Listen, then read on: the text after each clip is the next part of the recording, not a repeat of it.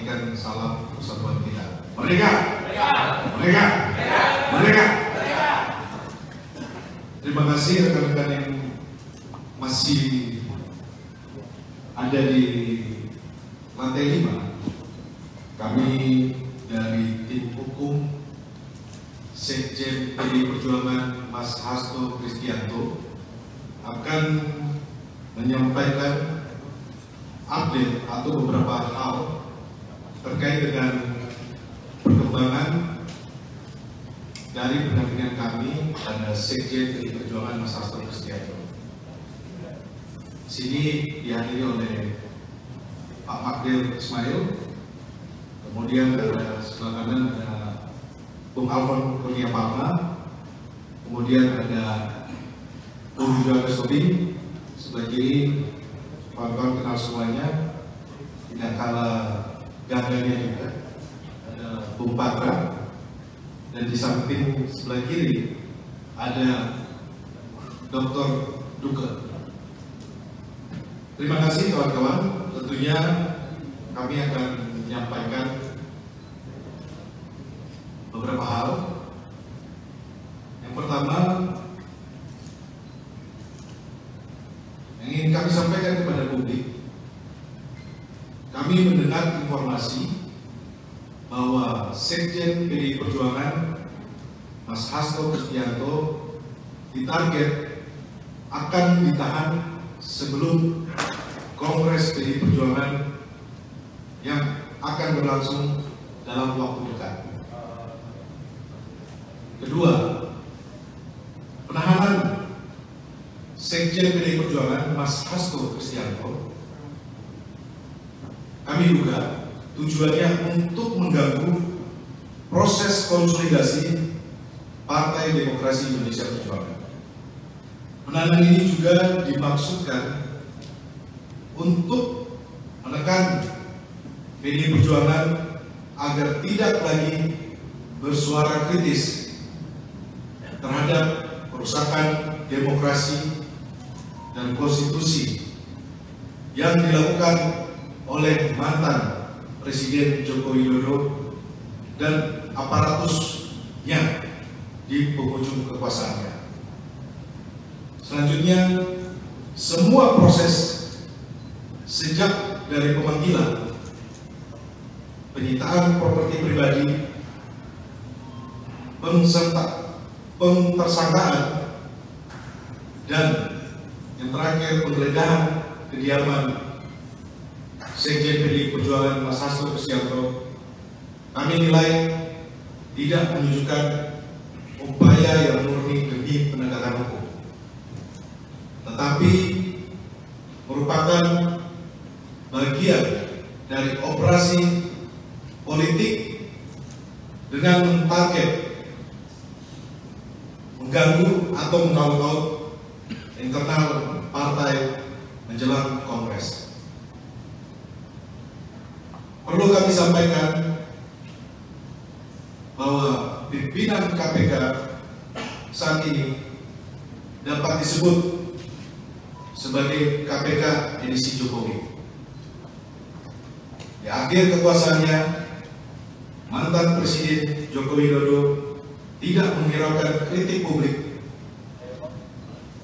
baik dari ex-komisioner, ex-penyidik, kalangan akademisi, media, dan masyarakat sipil lainnya agar menghentikan proses seleksi dan menyerahkannya kepada pemerintahan Presiden Prabowo yang pada saat itu tinggal menunggu sedikit waktu lagi untuk dilantik.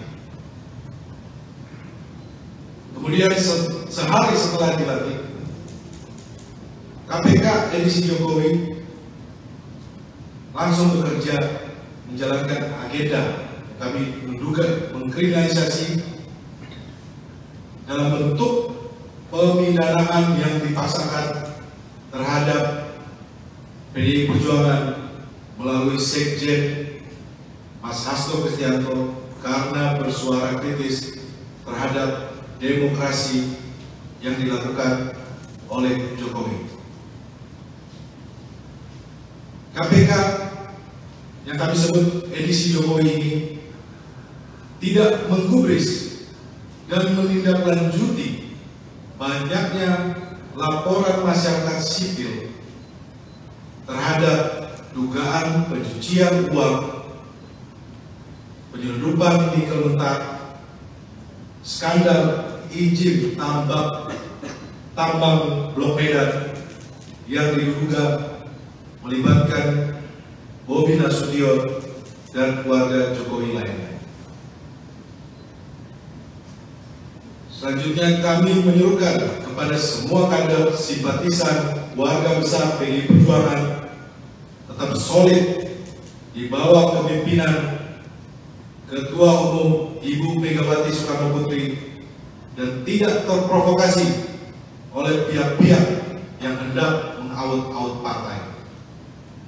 Kami tutup, PDI Perjuangan akan terus mengikuti dan menghormati proses hukum dengan tetap mengikuti aturan atau hukum acara pidana yang ada. Ini adalah hubungan dari saya, kawan-kawan. Nanti akan selanjutnya kita akan diskusi atau menyampaikan terkait dengan update perkembangan dari pendampingan kami terhadap Sekjen PDI Perjuangan Mas Hasto Kristianto. Selanjutnya akan dilanjutkan oleh Pak Martir Ismail. Pada waktu terjadi penggeledahan hari Selasa kemarin jam 2 siang tepatnya, saya baru nyampe jam 3 sore. Begitu saya nyampe di sana, saya lihat memang sudah cukup ramai, ada 8 mobil. Saya masuk ke dalam, saya temukan ada 16 penyidik dari KPK, 15 diantaranya itu laki-laki, 1 perempuan, dan tanpa memang menunggu kami sebagai kuasa hukum, tetapi mereka sudah langsung melakukan penggeledahan. Maka saya ketemu langsung dengan Kasatgas pimpinan langsung dari KPK yang bernama AKBP Rosa. Jujur memang cukup terjadi perdebatan yang luar biasa, karena harapan kami sesungguhnya kami harus menyaksikan ketika dilakukan penggeledahan dan penyitaan itu. Jadi harus berdebat dulu mengenai legal standing dan sebagainya, tapi pada akhirnya karena kami tetap bersikukuh untuk harus tetap menyaksikan, maka akhirnya mereka juga memperbolehkan. Nah, dari pemeriksaan yang ada hampir lebih dari 4 jam itu,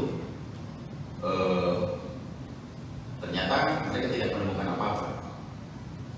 Mereka membongkar seluruh ruangan, kamar, tempat tidur, bahkan daerah-daerah private, ya, bahkan kamar yang harusnya terkunci, yang private pun mereka harus buka paksa, sekalipun mereka akan kembalikan dan dirian. Kamar anak juga begitu. Nah, ya mereka juga terakhir juga nggak menemukan apa-apa. Nah, mungkin saya nggak tahu apakah mungkin dalam kondisi memang, apakah memang sudah cukup kondisi stres atau mungkin sudah depresi juga para penyidik ini. Maka ditemukan itu ada salah satu flash disk. Ditemukan flash disk dan 1 buku dari catatan Mas Kusnadi. Buku flash disk ini ditemukan di kamar anaknya Pak Hasto di lantai 2. Kalau yang buku catatan ini, buku catatan hari-harinya Mas Kusnadi itu ditemukan di kamarnya di lantai bawah. Nah, flash disk ini ternyata setelah kita konfirmasi ke anaknya Pak Hasto, ternyata itu juga bukan miliknya juga. Artinya tidak mengetahui. Kita tanya ke Pak Hasto juga, Pak Hasto juga tidak mengetahui. Nah, ukuran buku ini, buku catatan ini, catatan Kusnadi ini cukup kecil, ya, yang ukuran setangan, gitu ya. Nah, begitu kita periksa juga, buku itu ternyata buku itu hanya pada waktu melibatkan kita cara pemeriksaan, saya lihat langsung karena tadinya mereka keberatan, nggak boleh, harus kita lihat isi flash disknya dan sebagainya. Nah, ternyata di buku catatan itu hanya dulu Mas Kusnadi itu pernah bikin bisnis bersama sama adiknya yang bernama Udin. Jadi namanya juga namanya Kus Udin, nama PT-nya tuh. Jadi perusahaan kecil, mereka modal 10 juta masing-masing, jadi total 20 juta untuk bercocok tanam untuk yang namanya itu bawang merah di kampungnya. Nah, jadi saya juga nggak ngerti juga setelah saya ikuti perkembangan yang lebih dalam, ya. Mereka datang 16 orang, sebegitunya mereka untuk bekerja dengan masifnya, belum dengan penjagaan yang ketat pakai seragam dari anggota kepolisian pakai laras panjang. Ya, ini saya kira memang sangat over lah, berlebihan. Nah, yang bikin saya jadi keki untuk teman-teman media, yang bikin lucu nih, ya. Jadi dari penyidik KPK ini rupanya sudah menyiapkan berapa banyak cover gitu. Saya lihat sendiri dengan mata kepala waktu dimasukkan ke mobil Innova itu ada 4 cover. Satu cover biru yang besar itu ternyata katanya untuk menyimpan yang 2 alat bukti yang mereka sita itu. Nah, jadi saya juga cukup bingung kenapa kok harus menggunakan cara terkesan seolah-olah dibawa sebegitu banyak berkas dari rumahnya Pak Hasto. Nah, total cover itu yang saya lihat ada 4 ya. Nah, jadi ini saya kira yang perlu semua kita sampaikan, maksudnya supaya lurus bahwa memang tidak ada yang disita, digeledah dari rumahnya Pak Hasto, ternyata cuma hanya prestis dan buku catatan. Nah, demikian juga setelah selesai melakukan penggeledahan di kediaman Pak Hasto di Bekasi, mereka lanjut ke Kebagusan. Di Kebagusan itu mereka juga melakukan penggeledahan dan penyitaan, dan ternyata hasilnya 0. Nah, mereka juga tidak mengundang media. Biasanya kan kalau KPK mau apa-apa ini kan mereka sudah, medianya udah siap tuh, udah bocor kemana-mana tuh. Jadi di sana juga mereka tidak menemukan apa-apa. Maka saya patut diduga ya bahwa memang apakah memang ini hanya untuk menjalankan perintah saja, seolah-olah memang sudah dikerjakan penggeledahan ini, yang seharusnya dengan profesional ini harusnya berimbang kan gitu ya. Saya kira cukup tidak beralasan orang sebanyak itu bekerja tetapi tidak menemukan hasil apa-apa. Dan jujur memang saya cukup bicara banyak dengan mereka, tidak ada suatu hal yang serius ya. Mereka juga bekerja santai ya, kalau memang waktunya lagi sholat yang menurutnya juga biasa, jadi artinya tidak ada yang harusnya tendensi suatu apa yang betul-betul signifikan harus dikerjakan. Nah, jadi itu untuk teman-teman media yang perlu saya luruskan terkait soal penggeledahan di tempat itu. Artinya penyidik KPK tidak menemukan apa-apa, artinya tidak menemukan barang terkaitan terhadap perkara Harun Masiku yang sedang mereka keluarkan hari ini. Demikian dari saya, Pak Ketua.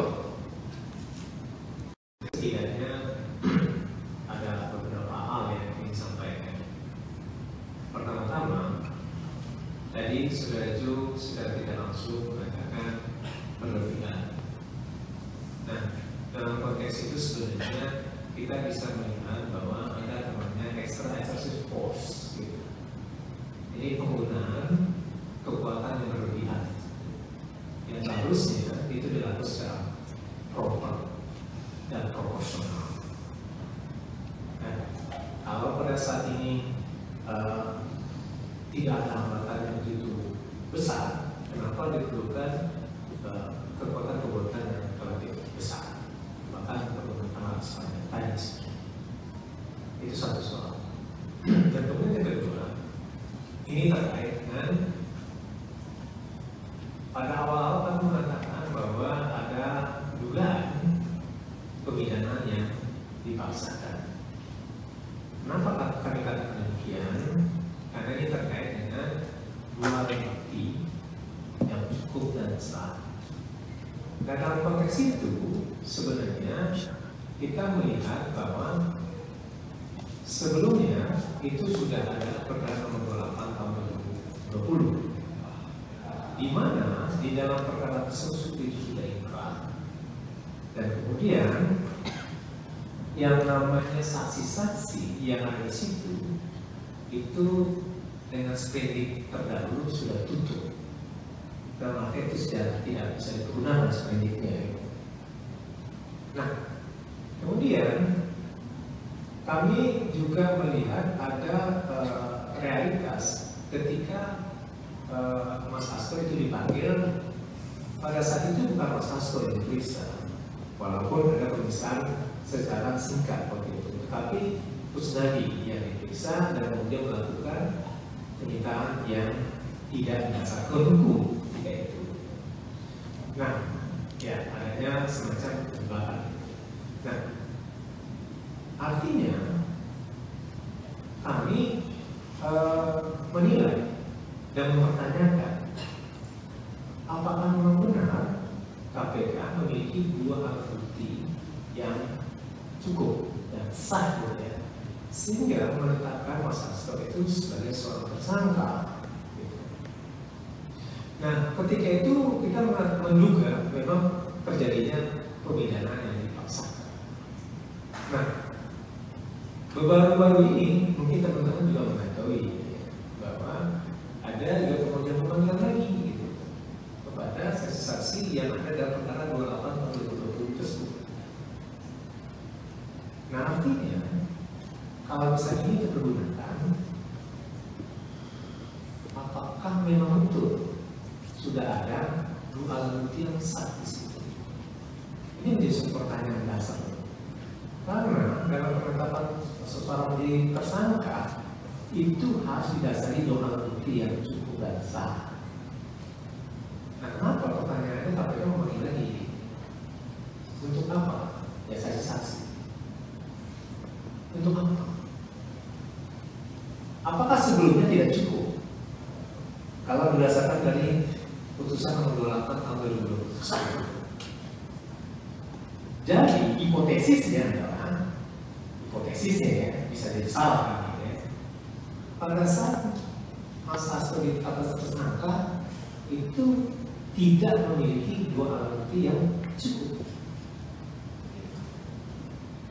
Nah, langkah-langkah seperti ini, itu sebenarnya ada rules namanya, atau namanya exclusionary rules atau rules pengecualian. Rules ini menyatakan bahwa apabila ada langkah-langkah dari seorang penyidik yang dilakukan tidak berdasarkan hukum, itu tidak bisa digunakan. Tidak bisa digunakan. Itu dinamakan sebagai malicious prosecution. Nah, atau dengan kata lain dikatakan sebagai penyidikan yang tidak baik. Nah, jadi pada saat ini kita ingin mempertanyakan apakah memang benar pada saat ini sudah ada dua bukti yang sah atau tidak. Apabila tidak, ya ini memang menjadi sangat meragukan. Jadi di dalam hukum pidana itu harus ditemukan suatu bukti yang sangat prima atau prima facie. Nah, ada doktrin hukum pidana yang mengatakan adalah fruit the poison tree, ya, yang pada intinya mengatakan buah yang jatuh dari pohon yang racun tidak diperbolehkan untuk dimakan. Clear ya? Jadi kalau misalnya ada suatu penyidikan, kalau alat buktinya tidak berasal dari pembuktian yang sah, tidak dapat dipergunakan untuk kepentingan penyidikan. Itu kira-kira. Terima kasih. Yang mau sampaikan adalah sejak Komisi Pemberantasan Korupsi berdiri 27 Desember 2002. Saya ulang, sejak 27 Desember 2002 baru kali ini KPK menerbitkan bukan 2, bukan 3, tapi 4 sprindik dalam satu perkara. Baru kali ini lebih dari 22 tahun KPK berdiri. Oleh karenanya, kalau ditanya,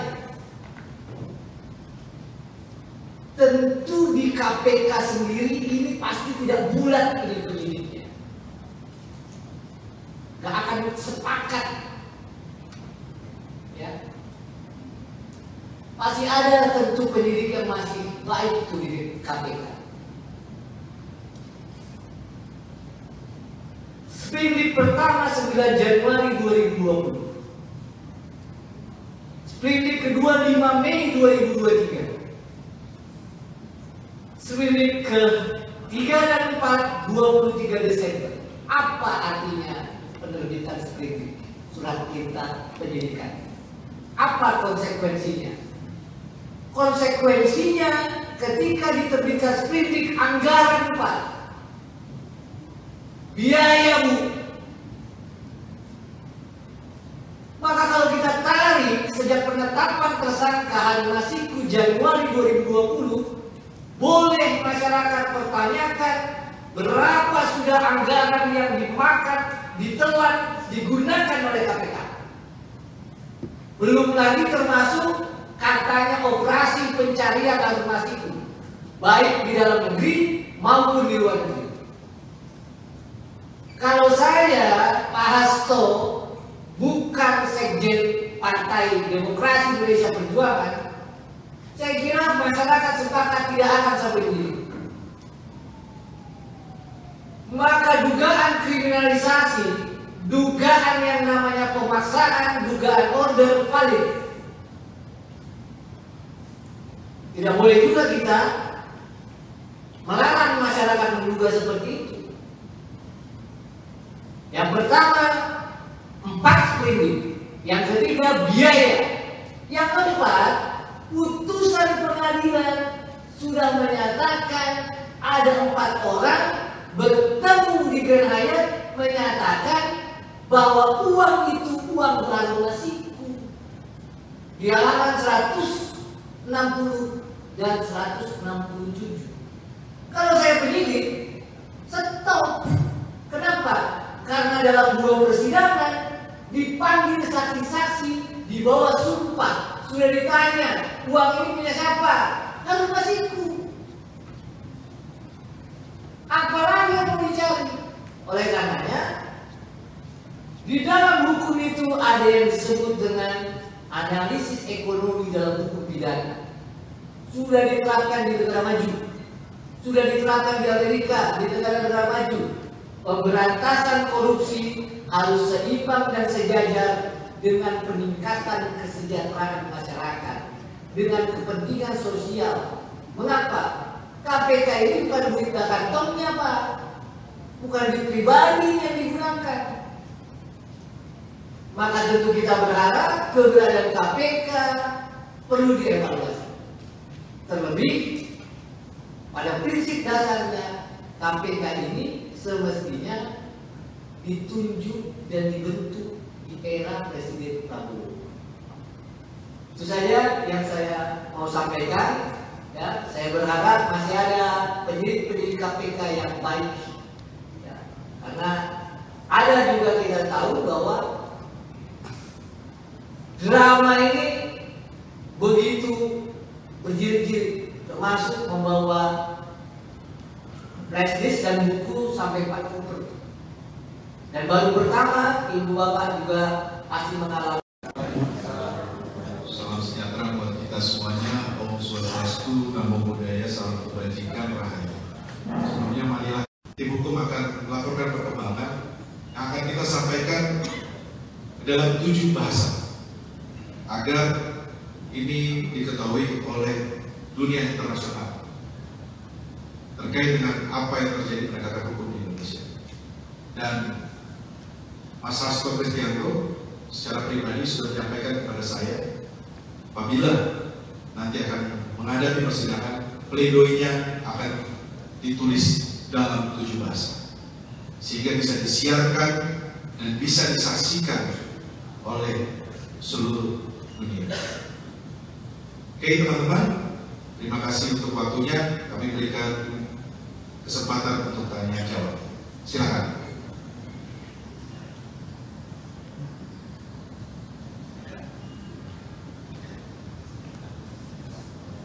Terima kasih Pak Roni, Pak Martin, Pak Alfa, Pak Jo, dan Pak Fatah. Saya Fatah dari JPN. Saya ada 3 pertanyaan. Pertama itu soal flash disk ya. dari pihak Mas Hasto dan keluarga merasa tidak ada yang punya, Pak. Dan kalau kita tahu dalam penegakan hukum itu kita juga pernah mendengar, menyaksikan bahwa ada penegak hukum sengaja menyimpan bukti dan kemudian dijadikan bukti itu untuk mentersangkakan orang lain. Apakah ada motif seperti itu menurut tim hukum? Kemudian tadi Pak Magdir menyebutkan tidak ada motif Sekjen PDIP menyuap Wahyu. Dan semua saksi kayaknya kita mendengarkan bahwa uang itu berasal dari Harun Masiku. Apakah kemudian ini bisa disebut KPK sengaja tidak mencari Harun Masiku agar arah penyidikan ini bisa ditembak kemana saja? Karena kan yang mengetahui ini semua adalah Harun Masiku. Itu yang kedua. Lalu yang terakhir, kalau Pak Magdir bilang ini ada abuse of power, kalau Bang Alfon bilang ini ada kewenangan yang dilebih-lebihkan. Ini kan ada kayak semacam pelanggaran-pelanggaran dalam KUHP, prosedur penyitaan dan sebagainya, seperti menyita barang-barangnya musnadi. Apakah catatan yang dilihat oleh tim hukum ini akan diambil langkah pra-peradilan? Itu dari saya, terima kasih. Terima kasih. Begini ya, saya kira ini yang juga saya terus terang mengenai flash disk. Jadi kita kan nggak tahu, kami ini hanya mendengar dari cerita keluarga bahwa mereka tidak tahu isinya itu apa. Yang sayangnya juga, ya, pihak KPK juga tidak menjelaskan dan tidak membuka itu kepada kawan-kawan yang kebetulan kemarin hadir di proses perintahan itu. Kan mestinya kan begini, kalau menurut saya, kalau mau fair, apa barang yang disita itu, kalau ini prestis, harusnya diperlihatkan secara bersama ketika itu. Ini loh barang yang akan disita, isinya ini, kaitannya dengan perkara ini adalah seperti ini. Karena ini bagaimanapun juga, ini kan nanti akan mestinya menjadi bukti di persidangan. Karena itu, ya saya kira ini yang kita perlukan adalah kejujuran dari penyidik untuk mengungkap apa isi dari prestis. Itu saya kira yang harus disampaikan nanti oleh pihak KPK. Kemudian mengenai soal motif ini tadi, saya memang dari awal saya selalu berpikir bahwa kejahatan itu kan mesti ada motifnya. Nggak mungkin orang melakukan kejahatan tanpa motif.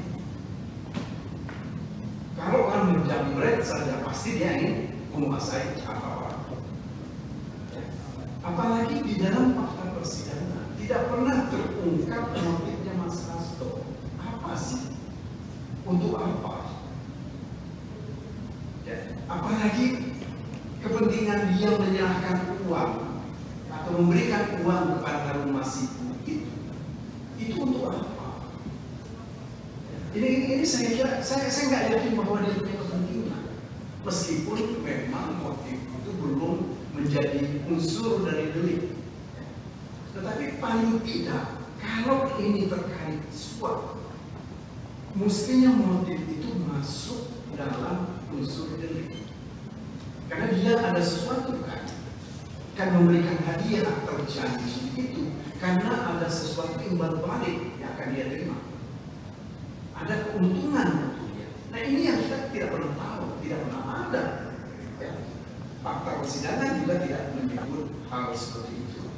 Nah persoalannya sekarang apakah secara sengaja perkara ini supaya menjadi besar dan menjadi heboh, ya, Harun Masiku dilupakan, ya, jadi supaya besar ya Mas Hasto yang jadikan tersangka.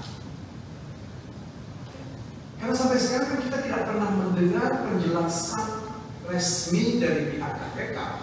Harun Masiku itu masih ada atau tidak? Dan beliau ada di mana? Kan berkali-kali yang kita mendengar berita, membaca beritanya, sebentar lagi akan dilakukan penangkapan terhadap Harun Masiku. Saya ingat dari tahun lalu. Tapi alhamdulillah sampai sekarang belum juga. Apakah karena pinternya Harun Masiku atau karena memang tidak ada niat secara baik mencari Harun Masiku, mengalihkan perkara ini dengan bebannya pada para Mas Hasto pasti lebih seksi, karena bagaimanapun juga ini terkait dengan kedudukan beliau sebagai sekjen partai pemenang pemilu. Apalagi kalau misalnya ada pihak-pihak tertentu yang ingin mengambil alih partai ini, kan paling mudah itu untuk mereka dorong adalah mengatakan bahwa partai ini dikemudikan oleh orang yang melakukan kejahatan. Nah ini yang harus kita lihat betul secara baik. Ya. Atau ini cuma pengalihan isu, karena ya kita nggak tahu ya isu yang berkembang sekarang ini sebenarnya apa. Selamat datang ya. Jadi itu yang saya kira yang kedua yang saya ingin sampaikan. Kemudian yang ketiga tentang abuse of power. Ini saya kira saya kritik KPK. Download Tribun X sekarang, menghadirkan lokal menjadi Indonesia.